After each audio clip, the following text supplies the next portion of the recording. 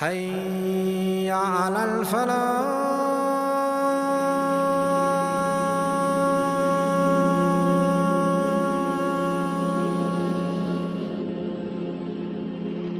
Music for the longest time was my life. Like when I was raised in an Islamic family, and it really wasn't until about middle school I really started getting influenced by music big time. And at that point, that's when I realized, like, the same time I really started getting involved into music was the same time I really started going away from Allah. That's when I was really influenced by a lot of bad things. And looking back now, the fuel for all that really drove me to do it was music. Because music, if you really look at all the messages and like everything it talks about, preaches and endorses, is the exact opposite of everything Allah tells us. Music is all about, do drugs, do whatever you want to do.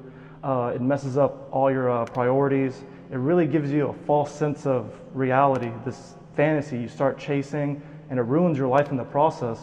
Like every time I was sad, I would listen to a song. It would make me feel better. Every time I was excited, I would listen to music. Every time I was looking for guidance, I would read lyrics to songs. And this is really dumb because rather than seeking help from the Creator, the Lord Most High, I was seeking it through the illusion of music. And you cannot use an illusion to solve real problems, real internal problems. For a second you'll feel good, but it will go away right after that and you're right back to where you were. Everything I used to do was based around music. I used to literally wake up going to music. I used to go to bed listening to music. Literally, I would fall asleep listening to music. And people take it for granted. They're like, oh, it's just music. It's not bad. No, it will warp your mind because music is filled with messages that are affecting you, whether you know it or not. Anything you listen to over and over and over and over again, it will have an effect on you. And like Plato once said, like he's an ancient Greek philosopher, there was a quote he said, be wary of the music that enters your society because that music could destroy your whole society. So even the ancients knew the power of music, how it could change you in no time. And especially music nowadays, again, if you look at it, all the messages are the opposite of what God tells us. And that is not a coincidence. Any song from all the way from the 60s to present, its whole motto is do whatever you want to do. Be yourself. Don't listen to anybody. Don't listen to authority. Make your own rules and do whatever you want to do. And funny enough, that is the only commandment of Satanism, which is do what thou wilt. That is the only commandment they have. And that means you do whatever you want to do. That means you create your own rules, you create your own laws. In a sense, you are your own God.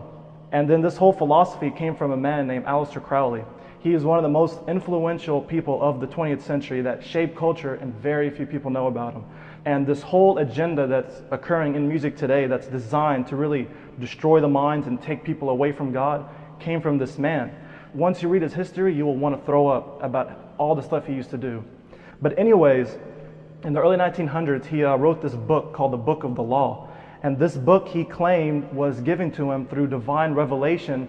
He said this revelation came to him from a devil named Aiwass, and it wrote the book through him. And now this is the guy that so many artists idolize. And his whole goal, he said, is to change culture and to make it completely go lost, to deviate culture, to get people into doing everything immoral and wrong. And all the artists follow this guy, and they use music as the tool to push this agenda. And this guy is the worst of the worst, and he is all the heroes' idols. That book that he wrote, that he said it was channeled through a devil, and then in this book he talks about that there is no sin. You are a God. Do whatever you want to do. Anything, you name it, do it. And the devil attacks people in this way through music, because the devil will never go up to someone and say, hey, I'm the devil, follow me. But if he hides himself behind humans and music, they don't even think about it. Just like that quote, the greatest trick the devil ever pulled was convincing the world he never existed. So in the same way, the devil hides behind the music, and he attacks people this way and puts all these ideologies and beliefs directly into their mind, and the kids are listening to it over and over and over and over again. And it corrupts you. It takes you away from truth, and again, you're living in this fantasy. Again, going back to that quote, the greatest trick he ever pulled was convincing the world he never existed. So he uses these artists to spread their beliefs, to spread their ideology, to get people away from God, and these artists are willing to do it. And a lot of them talk about it. It's really, really scary. If you do the research, how many talk about, this song, I did not write it, it wrote itself. On stage, something takes over me and I don't even remember what I'm doing, what I'm saying, singing, nothing. The shaitan just uses them as a car in this world to spread all their filth. And I used to always go to concerts. That was kind of like me going to the masjid back in the day. I never went to the masjid. It was concert, and you see it all there. You see the complete opposite. Everything bad, you name it, it's going on over there. And it's being endorsed and it's being fed. Allah started showing me the influence of music and how it was destroying me, and that led me back into Him. So the same thing that got me away, Allah used to bring me back. Once He showed me what it really was, what I was listening to, what was really going on in the music industry, and that really woke me up because I realized, hey, this is real. These people are not doing this for fun. The devil is real.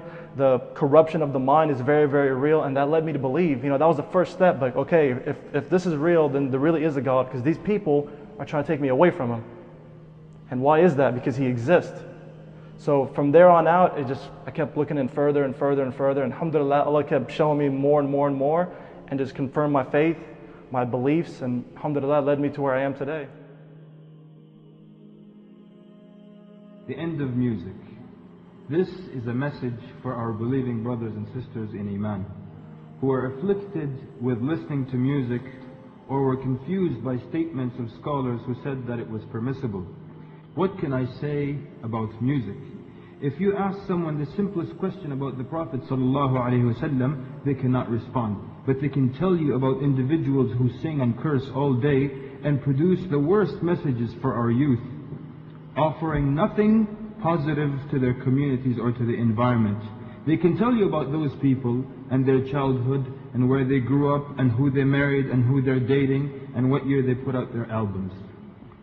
Because I believe that every good Muslim knows deep down in their heart that music is haram. And this is illustrated in this story where a man came to the companion, Abdullah ibn Abbas radiallahu anhuma. And he said, Ya ibn Abbas, this music, this singing, is it halal or haram? This is singing that does not include talking about fornication. It does not show people dancing or videos, people wearing... is this permissible? So Ibn Abbas tells him, he says, do you see the truth and falsehood? When they come forth on the Day of Judgment, which side do you think music will be on? You think it will be on the side of truth, on the side of the prophets, on the side of the Quran and dhikr and Sawm and Salah and Allah Azza wa Jal? Or it will be on the side of falsehood? So the man said that it will be with falsehood. So Ibn Abbas says, go, you have answered your own question by yourself. When people gather to pray, generally good things happen in these gatherings. It's a good gathering. When people gather to recite the Quran, it's a good gathering. And you don't find it being surrounded by things that are haram.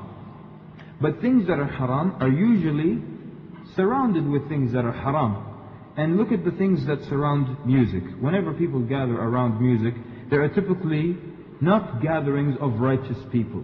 You don't typically see the Imam of the masjid in that gathering and the mashayikh and the mufti of the city. You don't find righteous people typically. And you find intermingling and women with their hair uncovered and women who are poorly dressed, and you will find alcohol and dancing and smoking, and that night usually ends with the sin of zina, fornication, wal-'iyadhu billah. So this is the first indication then that it's haram, because it's always accompanied and surrounded with things that are haram. Even the biggest music lover, get a Muslim who is the biggest music lover, he will not be pleased if he hears rap music in the masjid. If he enters the Jum'ah and he finds the Imam with a big boom box, then the Imam hits play, and then a funky beat comes over, and then the Imam starts to freestyle. Yes?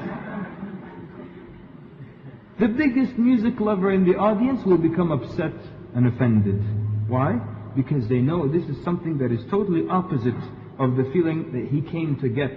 The Prophet ﷺ said in a hadith in Sahih al-Bukhari, and it is a Sahih hadith.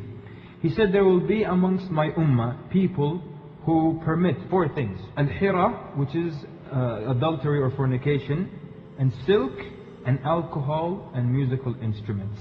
This is a Sahih hadith in the book of Bukhari. So we look at some of the opinions of the companions and the scholars of Islam. And the companions, there are some issues that the Sahaba disagreed upon. So you can choose this side or that side. But on the issue of music, they did not disagree once. There is no disagreement of the companions. They have ijma' on this issue. Consensus that this thing, that music, was haram. There was not any companion who said that it's okay. And anyone who says so, we challenge them to bring us proof of any one companion who said that it's okay. And of the four Imams, Ibn al-Qayyim rahimahullah, he mentions the madhab of Imam Abu Hanifa is the strictest in this regard. They clearly stated that it's haram to listen to all musical instruments. And they said the person who listens to them is a fasiq. Fasiq is someone who is a dissolute, someone who lacks moral restraint, or a rebellious evildoer, whose testimony should be rejected. And not one of the four madahib said that music is halal. Not one of the four madahib. Perhaps some people who listened to this were angered by some of my speech because it showed fault in something that they love. But remember that we're only calling you to something that is more beloved to you. We're calling you to Allah subhanahu wa ta'ala, to the speech of Allah and to the Quran. وصلى الله وبارك على محمد وعلى آله وصحبه.